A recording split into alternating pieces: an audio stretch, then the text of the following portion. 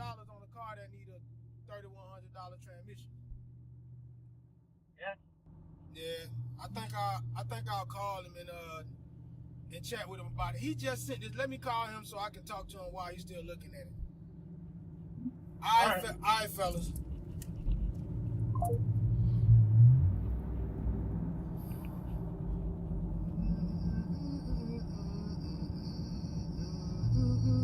What town are we in? We are in Columbus, Georgia. We are where Trey preaches now. We just got off in Columbus. So this is where the name of that church is Caseta Road. Caseta, I don't know what they call it. This is where Josh is from.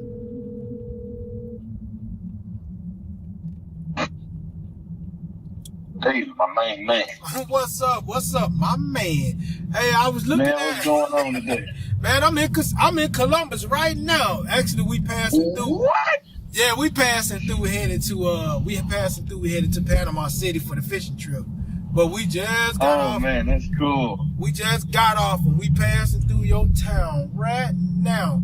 There's a man, that's it. Yeah, I was looking at your what we at? We on Winton Road? Winton Road? Winton Road. Winton Road. Man. Yeah, we on Winton Road Yeah. right now. But as far as your text, 3100, not a bad price. 07 Accurate MDX, those are tough cars, but the transmissions can go bad. So you could buy a $3,100 car that'll need a $3,100 transmission. And these are pre-buy inspection. What I can tell you, most of the time with them Facebook deals, people don't really want you to take it and get it inspected. They want you to just take it as is. So I would be super cautious about getting that one if you can't have it taken to an inspection. What you generally can do is, and this is just the best that you can do in a situation like that, is ask them wherever they are.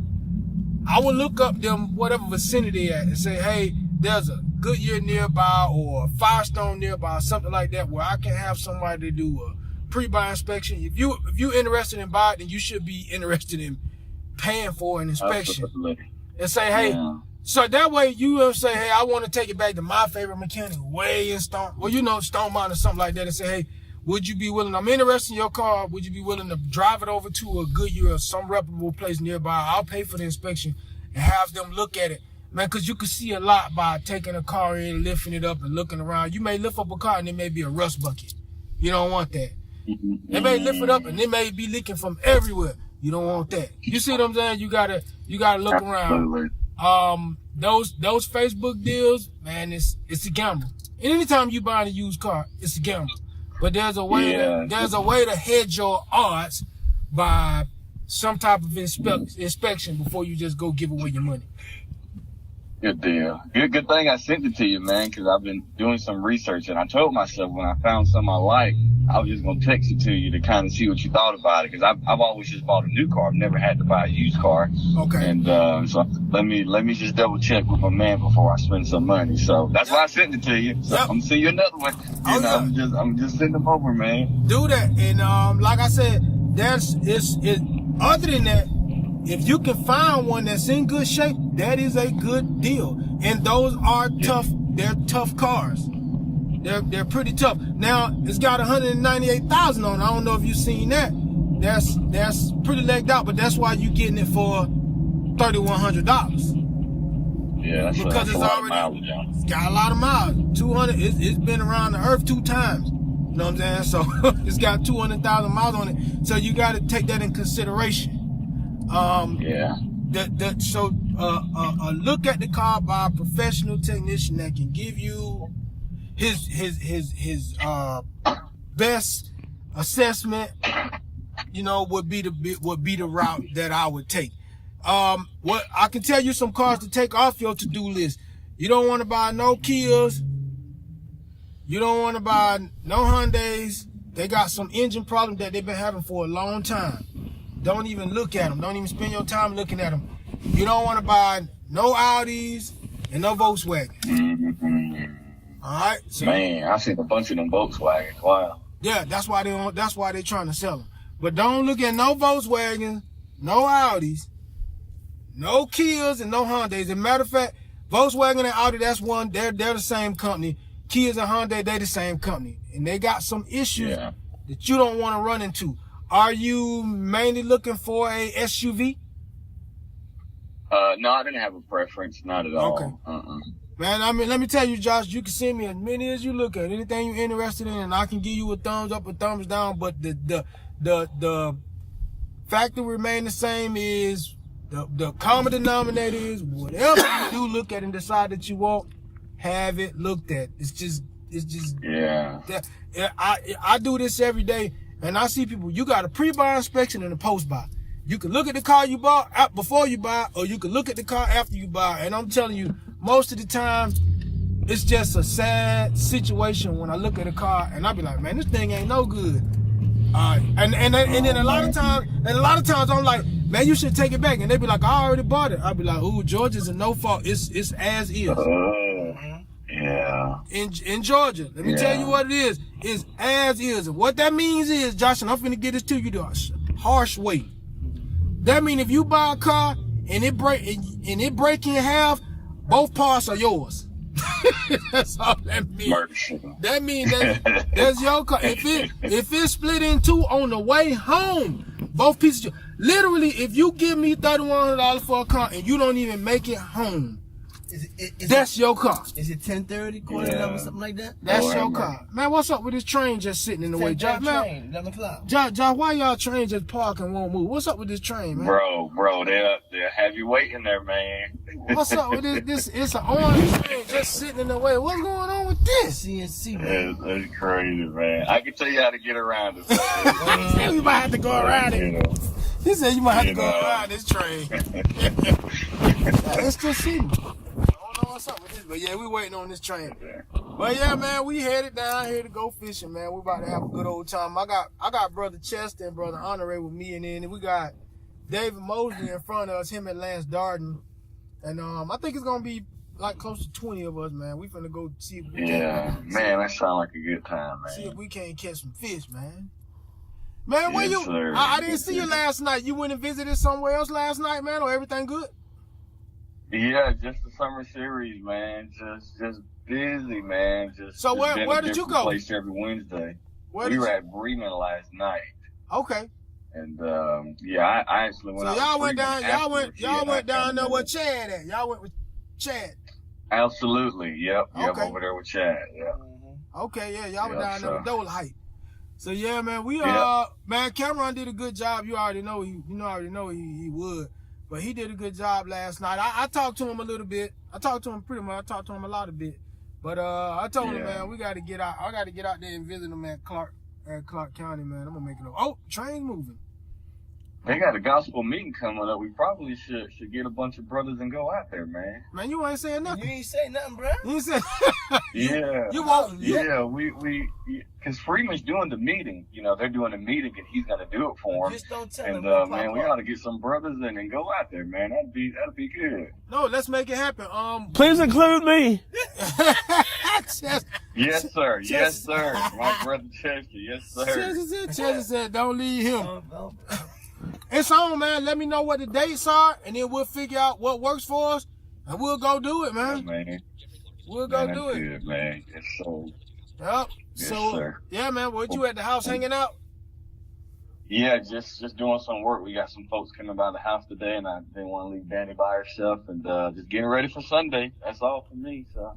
Cool. All right, we'll make it happen, man. We'll talk to you later. Don't forget to let us know the date. Let us know the dates, and I know how to get folk together now. That's what I do. Tell me, but I yes, sir, you do, man. Yes, sir. That's my special. That's my specialty. So look, I tell you what Trey say. When Trey don't want me to collect up a lot of people, he tell me. He said, Dave, all right, now, so this gonna be a limited event. I said, okay, cool. and then I always tell him, I be like, hey, you better say something, man. If you don't say nothing, I'm telling you, we gonna be deep, man. You don't say nothing, man. I have some folks coming, bro. I love my people, and I love getting together, man. That's my thing. Absolutely. All right, well, keep me posted on them days, man. I'll holler at you. Yes, sir. Yes, sir. Y'all be safe. All right, brother. Have a blessed day. Oh, I missed you. I'm sorry. I'm a quick hanger up, man. I hang up fast. How long I sleeping, David? Not long. Okay. Not long. Yeah. And we was on this tour, right? Yeah. And we had about we chartered about 15 buses, right? Yeah. And one of the bus drivers got sick, and by us ordering so many, we couldn't get another one in. Yeah. So me and my cousin like, hey man, we can go back. I mean, I don't care. I said, we can go back and get my truck. And he said, yeah, we get my. Oh, I was just talking to Josh, and I told him, I said, man, what's up with this train? He said, man, that train gonna have you there, man. That's Chattanooga, man. He said I could tell you how to get around it, but he said that train gonna be there, bro. But I don't know how to get around it. I done got off the phone with him now. He said, I'm looking, trying to. Look at what a I'm well. looking, trying. He's backing up, man. You know it's gonna take a while to get backing up. Yeah, Oh. we need to cross the track. And I see everybody behind us turning around, man. But Yeah. he said that train gonna be there. He told me. He said, man, that train gonna be there, man. He said that train gonna be there. He said, man, you gonna have to go around that train. I said, what's up with this train just sitting here? He said, yeah, that train to hold you up. Let's see. You All look, right. Well, let me look. looking Look at the on map. this map. Trying to see. We can go parallel. You still gonna run into So it? I'm. then? Let's see. I'm So trying to here see. we are. Oh, man. If we take the road that we was just on, go back up to that South Oak View Ave, it'll take us back to Cassetta Road, which is on the other side of the track. And then we just shoot up from there. 810th Street. If we go we need to go to the left. If we go to the right, we're going back to where the train is. So we need to go left. We can go that way. right, And so- where is it taking us? It's taking us to this highway up here. We're going to 27 ultimately, right? We going to 431. 431? 431. Is that 27? Let's see how far it goes. If it go back far enough for this thing to go down, we I know. might be right on time. We're gonna be all right now. No. They increasing his speed. Yep, he did speed up. Yeah. If he go back far enough for that thing to go up, we might be all right. If he stop, we turning around. We'll be all right now. Keep on going. Oh, yeah. Choo-choo train, Tristan.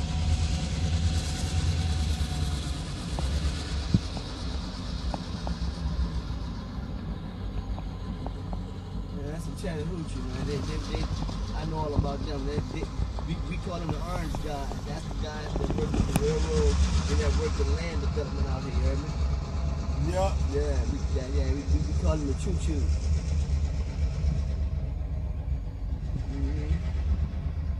The train always be there, bro.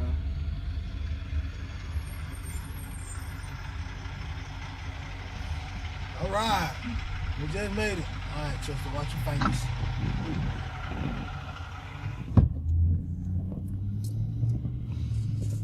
See this little building right here? Mhm. On this right hand side right here? Uh-huh.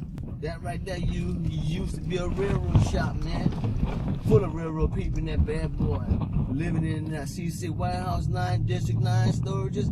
This is what this used to be, man. It's all boarded up now. Some of them got office buildings in for God knows what. Hey, Dave. I'm gone. I'm sorry. I just hung up on him. Let's see what he had to say. Oh, man. I always hang up, Chester. That's what I do. It's just what I do. That's not the Christian way. What's not? And what's wrong Hanging with up me? on people. What's wrong with me? When I'm No, but done, I'm done. I mean, you calling me dead? I'm calling the wrong person. I'm gonna hang up on you too, Junior. Yeah, you right. Hanging up on everybody.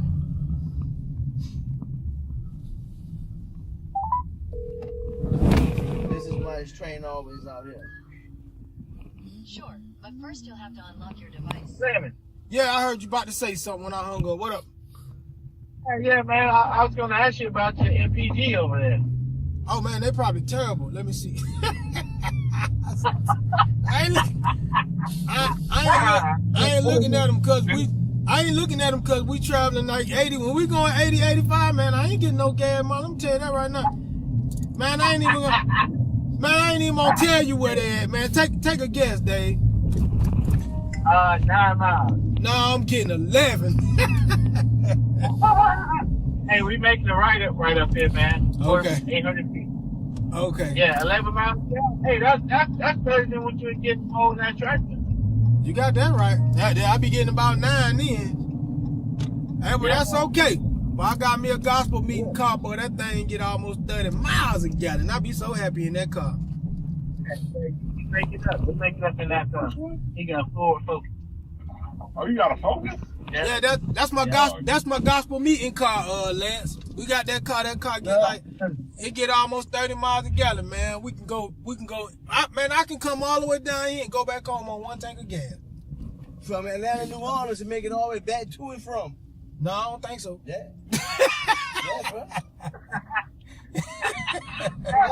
Hey, that's it, all right. That's what I'm talking about, man. Hey, that's electric. That's electric car.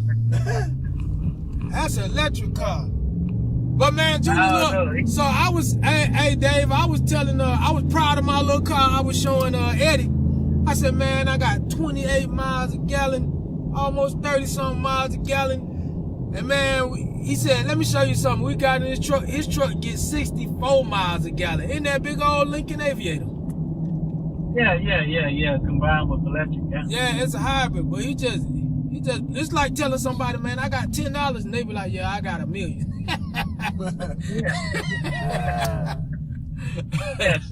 Yeah, man. But yeah. So we finna get on the highway up here?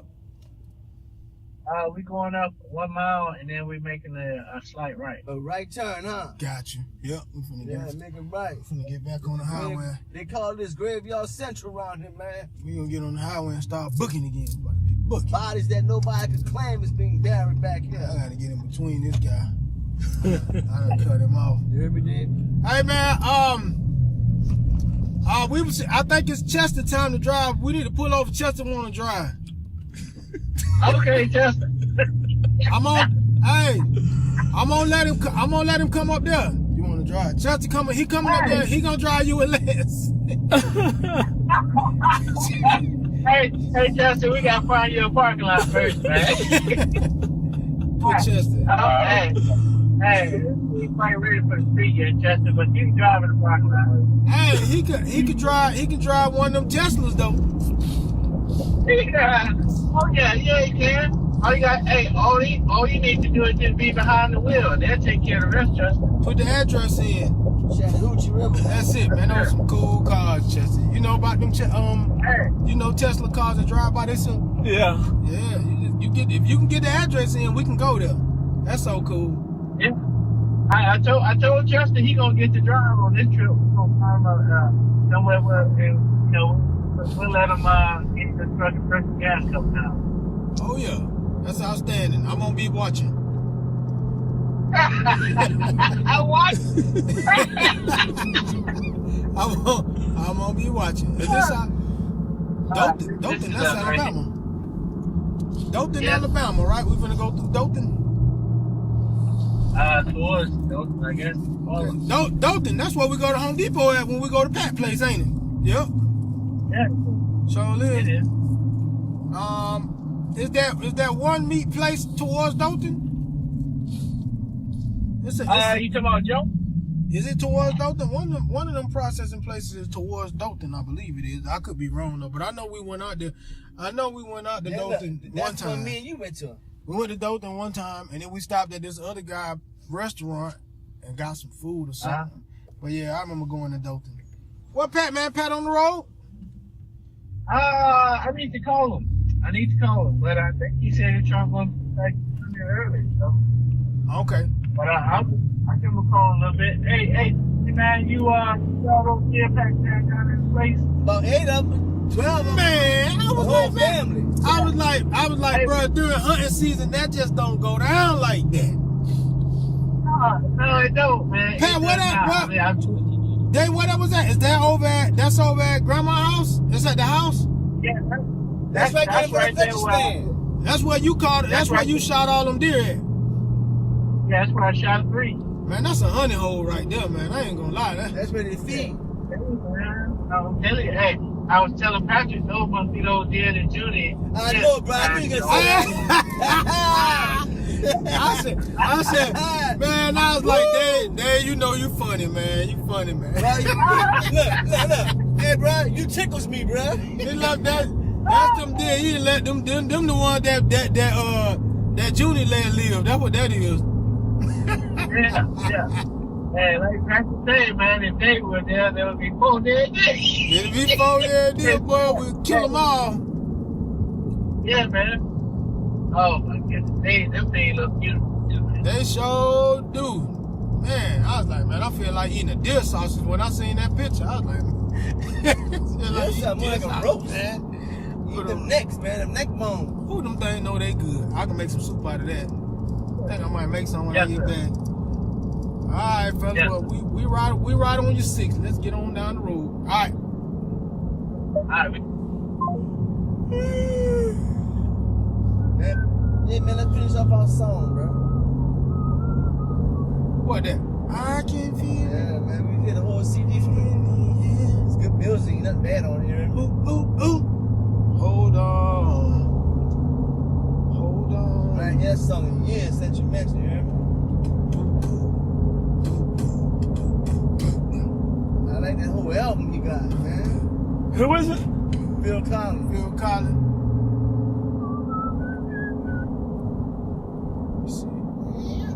I remember. Excuse me. Goodness gracious. I'm trying to wake up now. Once he got into it with Thug Bones and Harmony, he made so much money, he couldn't believe how much rap music them guys are making money. He said, heard me? Who that? Phil Collins? Yeah, man. He did something with them? No, Jack in the Box. yeah, bro, I'm trying to tell you this here. They was using his money. They go Jack in the Box now. Yeah, Jack in the Box. They have them here in Georgia? We're in Alabama, man. Yeah. I mean, Alabama. We ought to do it. Well, I don't know. We're not in Columbus no more? Let me We're in see. Alabama. We done crossed over? Once you cross some railroad tracks, that's what I'm trying to tell you. We pass that cemetery. We're in Alabama, man. We in Phoenix City. It's Alabama. Phoenix City, Alabama. Alabama. 431. Alabama. This is 431. This dead man zone, bro. Trying to tell you, I've been through here.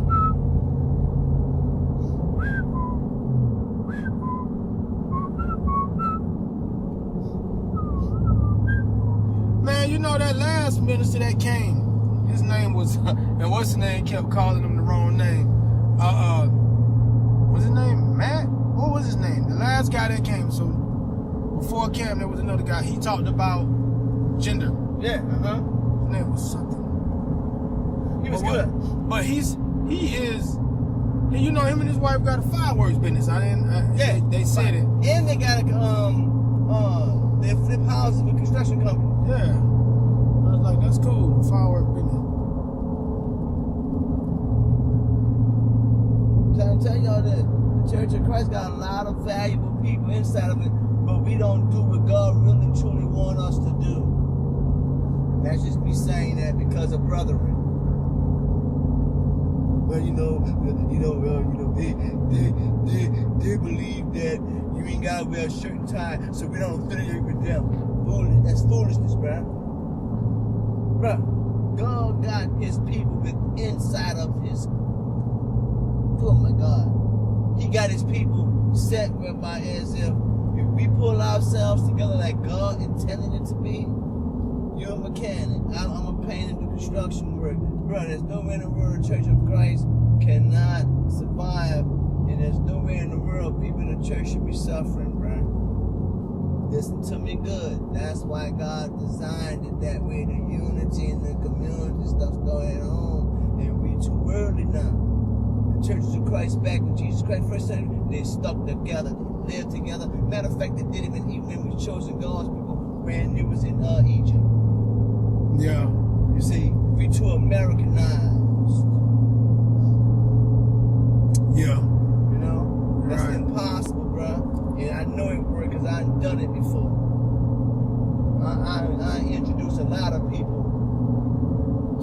force. You know what? I think a lot of people, and this is a worldly issue, not just a church issue, but it does find its way into the church. A lot of people are very intolerant of differences.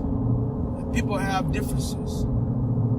And when it comes to difference, you got differences in culture, differences in opinion, differences in, different things that really don't matter,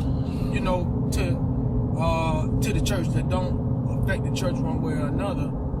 And so that's how you get prejudice. When I'm indifferent towards somebody just because of the color of their skin, they don't get the same fair shake. Differences, and Chester's here, and I could say this in front of, just with him in the car, like, is he taping this? I don't know, really, it's not something that won't be, Right. it's not gonna be something that'll be me. I don't know if he's taping this or not, but I was just gonna say that, like, there's an indifference towards all kind of things. Some people are just indifferent to anything that's just different from me. Right. You know what I'm saying? Yeah. When it comes to maybe a financial status, okay, well, I am able to do these things at this level, go to these places, and afford these type of things. So somebody with less financial than me, we wouldn't make a good hangout because we don't have. I definitely wouldn't really want to go do some of the things that they can afford. Like I'm not going to certain places of lower status or especially lower economic, status. So we wouldn't really make good company. I understand that, but it shouldn't be that way. So in order for me to make way for somebody else, or somebody else to make way to hang out with me, then they would have to be willing to step down, because it'd be easier for you to step down than it will for me to step up. You see what I'm saying, Joni? Yeah. And even with that being said, take away finances, take away, and then put in things like culture. You got people that are, when I say over culture, I'm saying when you got people of certain cultural background that, when it comes to just when things that you would call culture. Like I heard a lady say, I wouldn't date a man that couldn't order a nice bottle of wine. I don't do any drinking. We don't do any drinking, but right. But in her mind, she like, if he's not cultured enough to order a bottle of wine, then I don't want him. Okay, I'm gonna give you the best example. I'm from New Orleans, right? People from New Orleans, we are very, very cultural people as a whole. You understand? A lot of people from New Orleans, we understand our culture more than any other city out here in America. You see what I'm saying? Yeah. But that's what makes it unique, but yet at the same time, it makes it so dangerous. But at the same time, a lot of times we as people from New Orleans that can understand the different cultures, because I'm by bloodline. You're gonna be talking to the next nigga, he might be 4.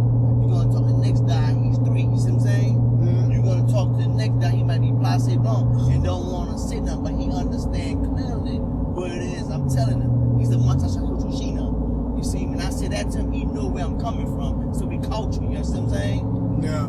But the thing about what the difference is, as members of a church, we also gotta understand we are also culturally. Yeah, but I have to be willing to give up my position to become humble. It's humbling yourself if that's what need be. But I have to be willing to give up my position or my comfort or my, what I'm used to. For your coffee, you got water too, Chester. You still drinking coffee? Yeah. Some people won't even deal with people who are blind.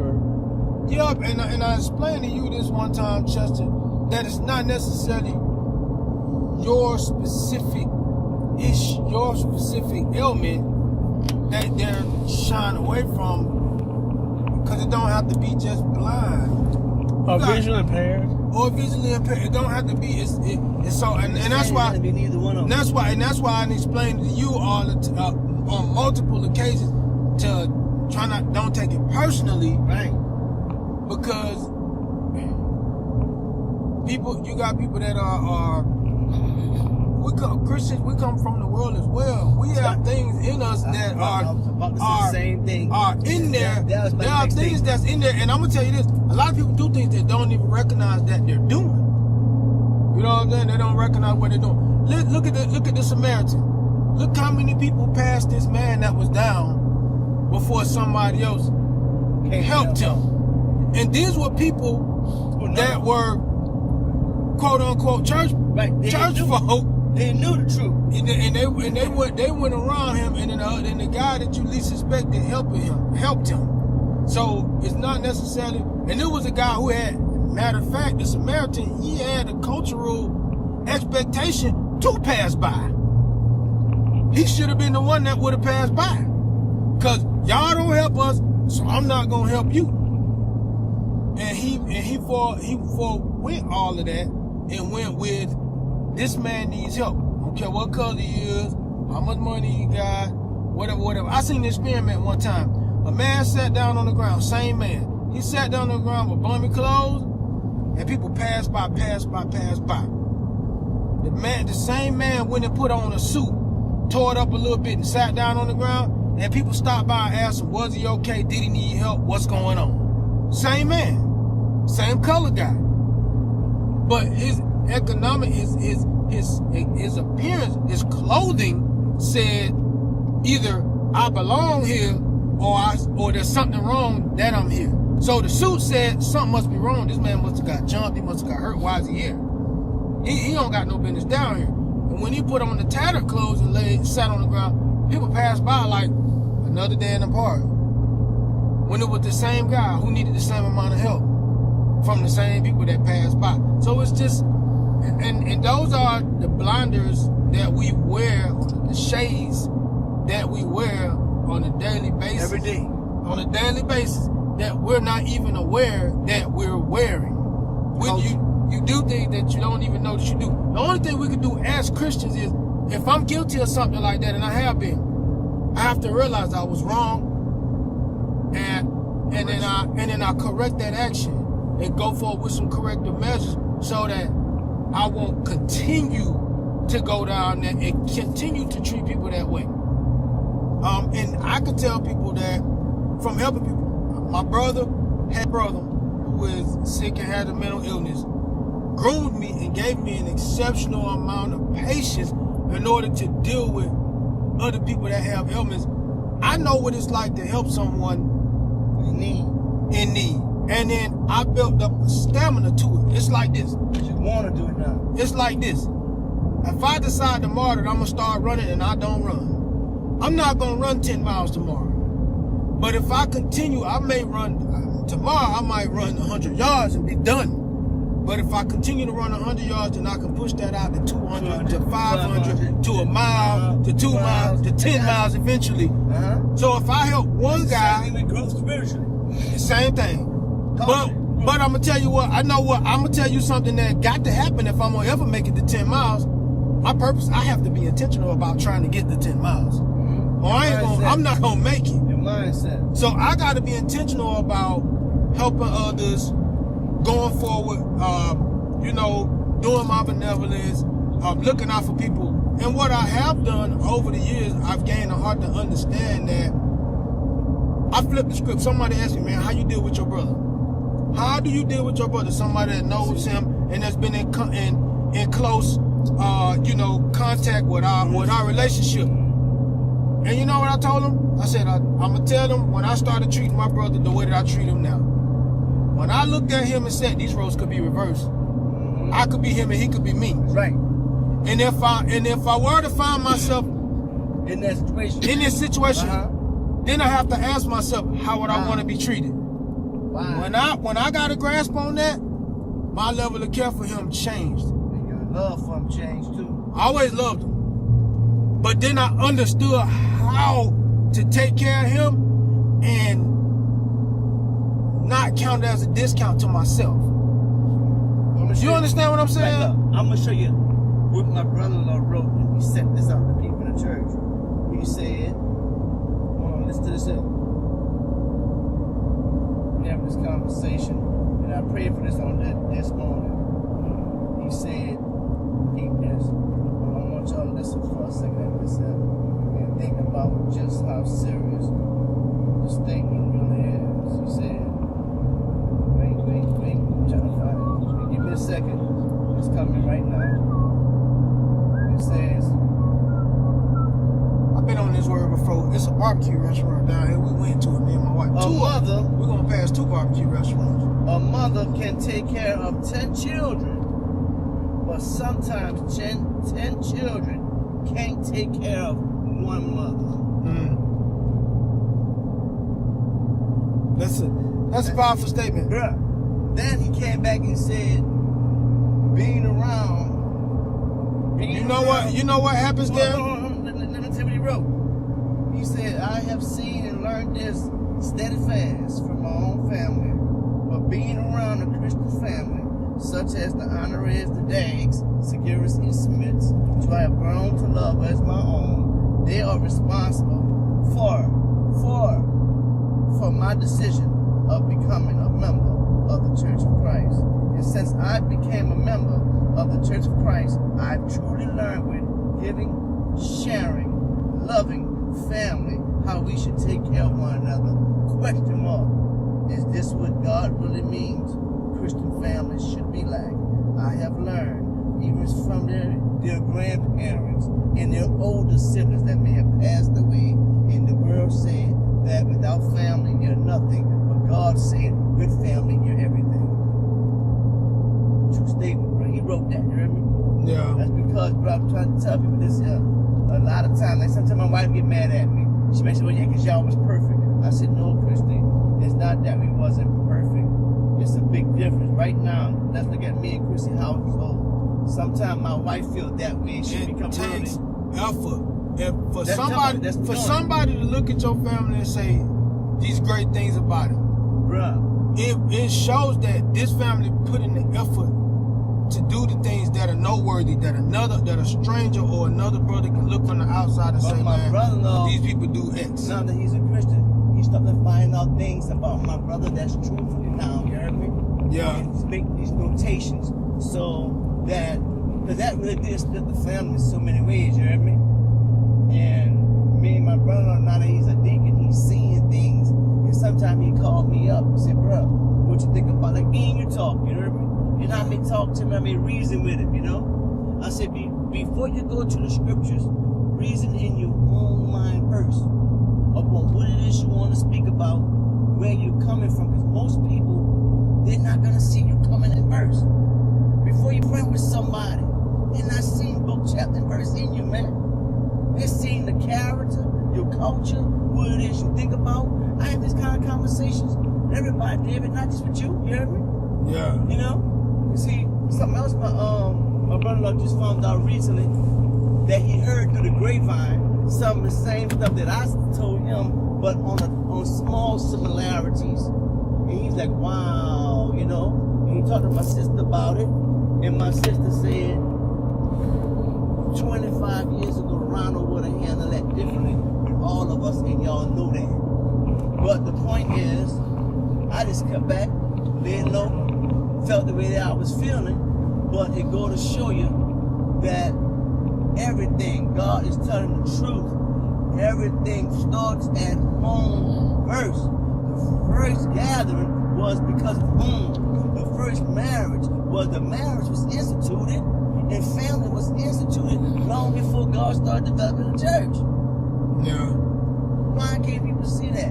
You know why? Culture, man-made things, people into slavery who did wrong to people by using it in a terminology of God said let's do this here, but yet they were the savages, but killing and murdering innocent people, even if they wasn't a members of the church. You see what I'm saying? Yeah. The Roman Catholics did that, and they're gonna pay for that heavily. That's a cultural thing, you see. Yeah. So So we have to see this and open our minds. Everything you said is 100% correct. And some of them statements you made, David, we can take that on our jobs. We can take that in our houses. We can take that with just everyday people, you know? Man, I listened to what you said when you said, I kind of contemplated that. How does one woman take care of 10 kids and 10 kids? One mother take care of 10 kids and 10 kids can't take care of one mother. Man, that come from selfishness. Come from how you taught at home too. It come from selfishness. That's Somebody in the family was selfish. If you can't, if brother, yeah, I'm gonna tell you like this. But it's just simply no way for you to take care of somebody else without giving up some of you. Right. Sometimes it's a large portion of you. Your time, you're gonna have to give some of that up. Convenience, you're gonna have to give some of that up. You can't get it back either. Money, you're gonna have to give some of that up. So to take on, I seen a lady one time, I seen this little video where this man said, I want my mama to move in. And his wife, or his girlfriend, I don't know which one it was. Disagreement. And she said, oh, absolutely not. But guess what? And then there was a lot of jargon and back and forth, you know. Here we except her mama. Well, no, it was a lot of jargon and back and forth between the viewers or whatever, saying whether, you know, they was on the son's side or on the girlfriend's side or the wife's side. And I'm like, man, let me tell you something. When my mother got sick, there was no problem with my mother coming to our house. When my mother got sick, man, my wife wiped my mama butt. My wife bathed my mother. Mm-hmm. My wife, I'm gonna tell you like this. What about bathing? My wife, I'm gonna tell you like, and I can tell you, I told people, I said this. My wife, my mother would make a mess. I'm talking about clothes, herself, bedding, everything. Uh-huh. I watched my wife clean all that stuff up. Change the Without sheets. saying a word. No, listen to this. I watched her change the sheets, clean my mother, change the clothes, yada, yada, yada, put in the bed, splat. Start all over again. Everything she did, it messed everything up right there. And I never heard my wife say one thing out of the way. She never murmured, she never fussed, she just did it again. Bro, to me, I told my wife, that's the best gift you could have ever gave me. And guess what? When my mother was sick, not once. Not saying if I had to, I wouldn't have.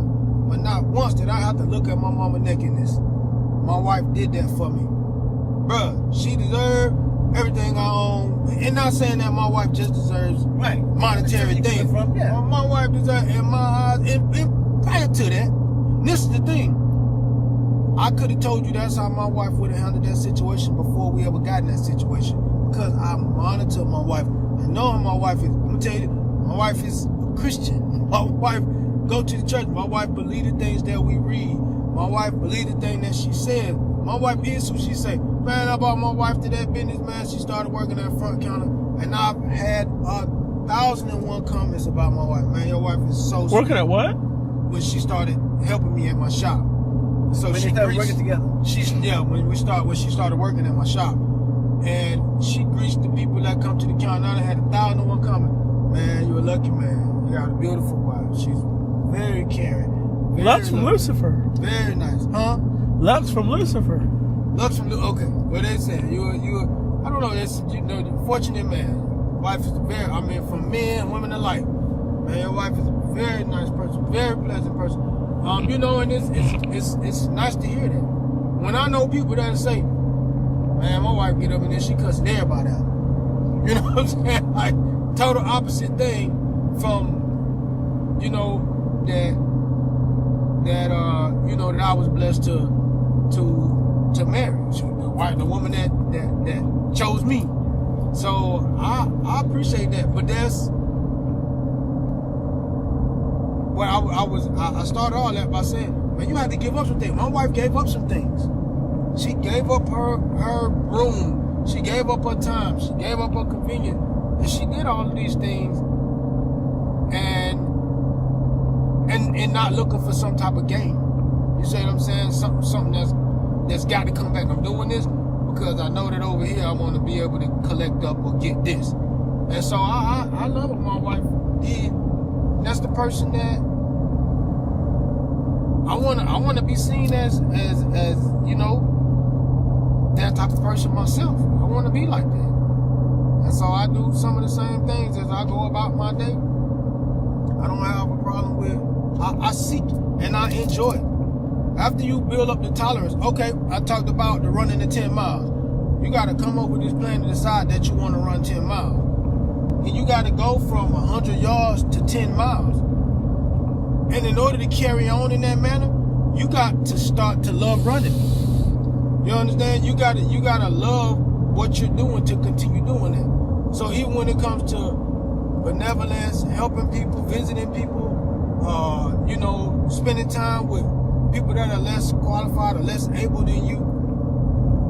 If you're going to continue to do that, then it's got to be something that you begin to learn to love to do. And that's where I think I found myself. I love spending time with people, sighted or unsighted. You know, counsel without counsel. You know what I'm saying, Junior? I just love it. Me too, bro. I learned to love people. Me too, bro. Period. And look, And that's what you see in Jesus. In Jesus' ministry, he loved all the people. and guess what? Jesus spoke to everybody. Yeah. Killers, murderers, prostitutes, name it, concubines, rulers, apostles. And here's the one thing I'm all. Very same man that he knew that was going to betray him. He talked to him every time he summoned every day to, and still taught him. Yeah. You see, so what message is that to me? You see, so, and that's what I mean. Sometimes, some churches, and that's what me and Brother Clark talked about yesterday. He said, churches of Christ today has been watered down, and it has. Man, let me tell you something. During the first century, even during Moses' time, even during Noah's time, God told Moses, you go tell, don't ask him. You go, don't go let him know. I want you to tell him to let my people go. You understand what I'm saying? Yeah. It wasn't no Pharaoh. Guess what God said? Can you please? Yeah. See, it sounds funny, huh? Yeah. It's not. Now, when God sent Noah out there, when he said he was the only one, he told Noah, while you building this ship, while you building the ark, I still want you to go out among the people and tell them I'm coming. You think Noah, when he said you tell, you let them know who I am the great I am in my wrath. And anytime you start talking about the wrath of God, you got to open up your mind and say it's going to be some dangerous things coming from God about this here. You can't sit down and be like, you know, God said he going to bring his wrath. You see what I'm saying? Yeah. You can't be sitting down. That's why he said to be bold about teaching. Be bold about the things in which you do. That doesn't mean that you got to speak to people hollering and screaming and talking in the kind of way. But to be bold, man, look here, bro. I go on all day about this here, man. And I've been saying this for years. And it's not about what I heard from teaching. It's the same one thing. When I used to put on that football pad, bro, I turned into a monster, bro. In my mind, I was a total different person. And guess what Chase came on and told me? What? Chase said, Ronald, I was sitting down, I was talking to Darius, and I was listening to Darius. Darius sound almost like you. I said, yeah, Christy, when I put on them socks, I was telling my feet, you better run fast. I was telling my toes, feet don't feel me now. I was telling my stomach, when they hit you, make sure you're about to get hit. Don't forget, you gotta hold your stomach tight and put your muscles out, because they're gonna be hitting you coming across by them linebackers. Yeah. Man, make sure you don't get your legs caught up in a tangle. You know, when they go to hit you, don't be trying to run them extra miles, because you'll break your ankle, break your foot. So you become a total different person. You understand what I'm saying? Yeah. And dude, when I put that helmet on, I turned into a beast, bro. A beast. My eyes was always open. I didn't care. I got so mad they blew a whistle on me one time. I got ejected. I couldn't play the next game. I did a flying drop kick on somebody. When were you part of WWE? Huh? When were you part of WWE? Hey, bro, I felt that way. Back in that day, it wasn't no rock or nobody. It was Earning Land and all them people. I did an Earning Land and the Golden Eagles and all them. I did all that and flashing them. Because then he hit me so hard, bro. I'm like, this dude can't be no 15. I'm sorry, this dude can't be no 17, 18 years old like we all. I said, that's a grown man here. Boy, when I did that flying drop kick on him, shoulder pads, socks, shoes came off, and then they did not take off his helmet. And that's when the coach went over there. And the coach, I said, Coach, I told you I don't think that man. I said, I know when a 17, 18-year-old boy hit me. That's a grown man. Then I got hit again, man. They quit football. What year was that? Oh, bro, I was in high school, man. He said, that made me quit. Man, you just don't know, but I turned into a different person. Right now, I might be sickly. If I really get mad program in my mind, this is what I'm saying. This is a fine example. We shouldn't be thinking about hurting nobody. But I know I have to do what I gotta do to protect me too. You understand what I'm saying? And I know what I have to do to protect, in my mind, to protect me, you, and David and Chester. You see where I'm coming from? So now David should be thinking the same thing too. We gotta protect you because we know you blind, right? Yeah. But David's saying the same thing too. Now wait a minute now. No, Chester might be blind, but Junior, he talked on that crap. You got a handicap there. Yeah. But don't think I ain't gonna be trying to hit somebody with a cane to protect me. You see what I'm saying? Yeah. So we gotta look at that and say, well, should Christians be thinking that way? I'm gonna say yes, because God don't want us. The example that was given to us by the Roman Empire, and once Jesus Christ died, now you're gonna see, when you see everything is coming forefront, God's gonna deal with them kind of people. Correct? Yeah. We know this, right? But guess what? God also tells us that we gotta live by the laws of the land, which is we have that right to protect ourselves. Take your pick. You're gonna lay down there. You think I'm gonna sit down there and watch somebody just come up the clear blue sky and say, "Come here, Chester," and do you wrong, bruh? Or I'm gonna sit back and just allow it to happen. Now, what you gonna say when you get around people? Oh yeah, brother, I don't really mean he allowed all that to happen to me.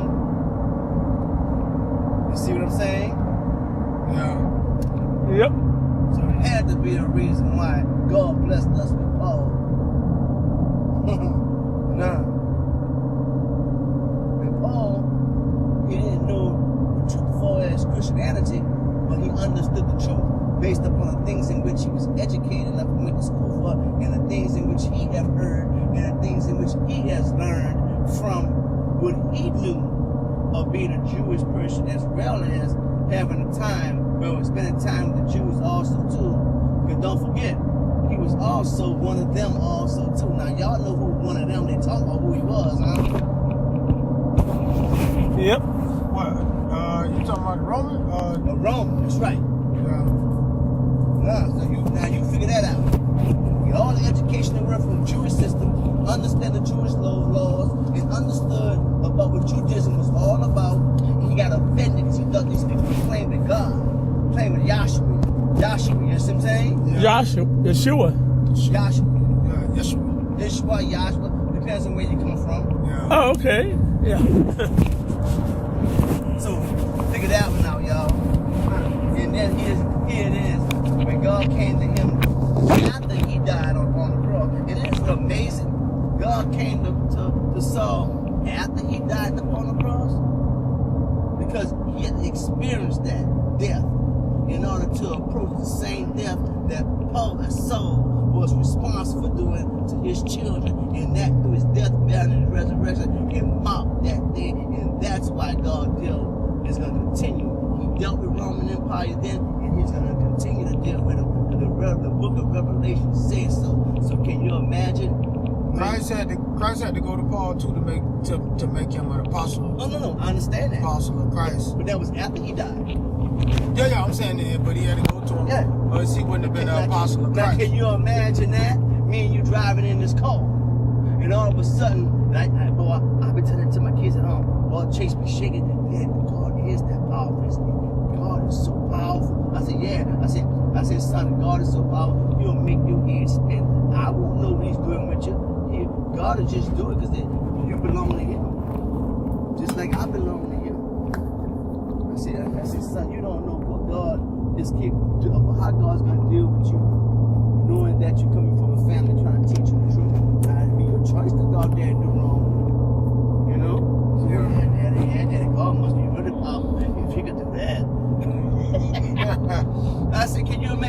walking down the street, and then the clouds open up, or however you want to do it, and something would just holler at you, Chase, what is it that you're doing?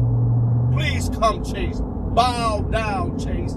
Chase said, bow down, I'm gonna run, Dad. I said, you don't think Paul felt that way? Yeah. Think about it, y'all. Think about how serious this is, man. Look at here. You imagine like Moses, and he see the bush, and he trying to get close, and God tell Moses, Think about it. put on your shoes. Why it had to be up on high? Think about it. Why did Abraham have to take his son? Yeah, y'all. Church of Christ. Yeah. You follow Church of Christ? Yeah. Moses, put off your shoes for the land that you're on. Not It's just holy that. ground. Think about not just Moses. Think about Abraham. Abraham took his son Isaac with 2 pieces of wood up there. And guess what? The man helped, his servant helped Abraham until they got to the mountaintop. Just like Jesus Christ was helped when he was trying to carry the cross to where he had to go to the God, how you want to say it? The God, y'all know what I'm talking about. Think about it. But guess what? When Jesus Christ was on the cross, he had to bring it up on high. And guess what? When Jesus Christ died, he had to go low. And he had to come all the way high again. Think about it. When Jesus Christ coming again, him and the angels, they're going to sit up on high. You see, I mean, there's no wall. There's bloody war that's coming. Oh, can you imagine that? A very bloody war that's coming. And they ain't gonna be with no machine guns and all this other kind of stuff. Want me to tell you how I know? The Revelation said they're gonna come with a trumpet. They're gonna come with a double-edged sword. They're gonna come with that little, what you call that again? That skid, that little thing that chop down trees. You know what I'm talking about? A sickle. Yeah, a sickle. There you go. Now they gonna come with that. And if you ever seen one of them before, that's one of the sharpest tools that man was using. It was so sharp, whereby as if they didn't even want that warfare during them days. They didn't hear me. Oh, yeah? Yeah, because you had to swing it, and you would have been swinging and killing your own men. You hear me? Yeah. That thing is so sharp without a point on it, a double-edged point to it. And it's like one half is heavy, and the other half is just like a razor. And then you have to stick to it. And then I can hit it from a distance and just chop you up from the distance with it. You know what I mean? And it's almost like I was telling you that hitting you with a hatchet. Your body just opened up like that, man.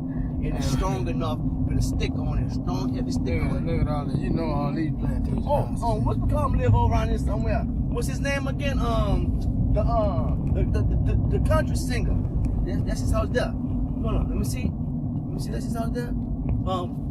That's his parent. He's at this house. One, Blake, what's his name? Blake, Shelton. Blake Shelton. Boy, you must listen to country music too. Blake Shelton people live around there. There's one of these mansions around there, man. Yeah, this is unfamiliar pilgrimage. What area is this? Yeah, huh? What area? You follow. No, this is, you know what I'm trying to say? How you say it, David? You follow. In fifth environment. Yeah. You follow. I got the beat. Reg. Dave, I see you got you a new mechanic, huh? You seen the picture of Angel? Yeah. Yeah, I know. People was telling me that at church last night. I don't know what my wife been putting up pictures on Facebook or something. Yeah, my baby been helping me out a little bit. Yeah, I see. I see she doing it. She doing a lot better than a lot of other ones. I know she's doing better than some guys. I know. Yeah, she put that little blower motor in that BMW, and then she knocked out some tires and put a battery in the little Chrysler. She was working. Oh wow. She been working with me yesterday. No, okay. Yeah, I got her coming in. I'm working with the wife and the daughter. we all in there at one time. Keep it in the family. Yeah, it's a beautiful thing. Get up and go hang with them all day long. I just got. Oh yeah. They got to get over. They got to get over me being hard on them, and I'm like, man, I got to be hard on y'all, cause I know where y'all need to be, and y'all think y'all okay, you know. So I'm like, look, I'm the one that say when you made it, but right now y'all ain't there. Keep coming. Yeah. But we Oh yeah. we doing good. How's things going up there? I'm hanging in there. I got to go up under the knife Monday. Oh, what they want? What they got to do? What they trying to do? Well, they got to do a bone biopsy, so Okay. Yeah. they got to. Then they'll know for sure if the cancer came back. Okay. Well, I told Joe what you told me, and I shared it with my wife, and I told Bentley too. So yeah, Okay. we got you in our prayers, man, and you keep your head up. So they're gonna go in. They want to go get a piece of it, so they can look and see what's going on, huh? Yep. Yeah. So you get the shot? No, we still working that out. Matter of fact, I just talked to Joe on yesterday about it. So it's still going down. It's in the process. They got these people that's coming out to get the value of everything, so I can know how much I need to pay him so he can leave. So we working it out. It ain't done yet. Oh, okay. All righty. I'll let you know. I'll let you know when it's finished, and I'll let you know when it becomes public information. All right. Oh, okay. Hey, did you ever put that new rack up? We didn't, man. It's still laying back there on the floor, man. I hadn't really determined where I'm gonna put it up at yet. But I think when we get this done, I'm definitely gonna go ahead and get my building built at the house, and then I'll probably put it up there because I'm trying to get in. I'm trying to get in selling cars big time. You got Moses? Oh, okay. You got Moses number? Call him, tell him I got you. What you got in 4-wheel drive? I ain't got no 4-wheel drives, man. You talking about truck, but them trucks cost a couple dollars to get in them trucks, but yeah, trucks is expensive. You still trying to find a truck? You ain't never gonna get no truck, man. I want to find you something like a S10 or a rodeo passport. We're gonna mess around and get you a 4-wheel drive wheelchair. We're gonna get you a hover round. Then that'll work. With big tires on it. Yep, as long as I can go down the highway. and a CB radio. Got to have it. Got to have it. I seen that guy the other day that bought your Bronco. I seen him in a store, but I didn't see the truck. But yeah, I seen that guy the other day. Oh, okay. He still owe me a couple of personal items out of that truck I never did get. You didn't? What you didn't get back? Well, I know it was a big mirror I had inside on the truck, and my daughter's graduation tassel was hanging on the mirror. I never did get that. Okay. Yeah, I'm thinking you might can chalk that up to a lost product. Yeah, I have. I hate especially my daughter's tassel, cause I went to her graduation and got that. Yeah, it's fine. I can wait till the next time. I'm guessing. But I'm not gonna hold you up though. I just wanted to tell you I saw the pictures. Okay, cool. And I'll check back with you. All right. All right. Tell everybody I said hello. All right, brother. Yeah, tell them I'll wait till the next. I'll wait till the next. Whatever comes up, whatever we run into next. You hung up on him. Did he say he was trying to turn around? Yeah, he said he was. He said, man, this is y'all bitch. Now what y'all be doing this already. I'll tell him I can wait till the next place. This right here, you can get the nice bite-sized shrimps in this water. You know what I mean? They got shrimps in that water? Yeah, bro. You down south, now they're dirty. You gotta clean them. They're muddy though. You know what I'm saying? But you get them. Okay. Yeah. Who was that? Shrimps. Who? Shrimp. I'm talking. Who was that guy? Oh, David. brother. That's one of the guys that used to work in my shop, Reggie. He's up north now. He got cancer. Yeah, but when he told me that, brother, oh God. Okay, cool. We coming up on some stuff. Yeah. When I heard him say that, bro, that's what they're trying to tell you. That's what they're trying to fight for me on. They're protecting my bones and my bones. Yeah, that's fine. That'll work. I just got to do a number 1. All right. All right.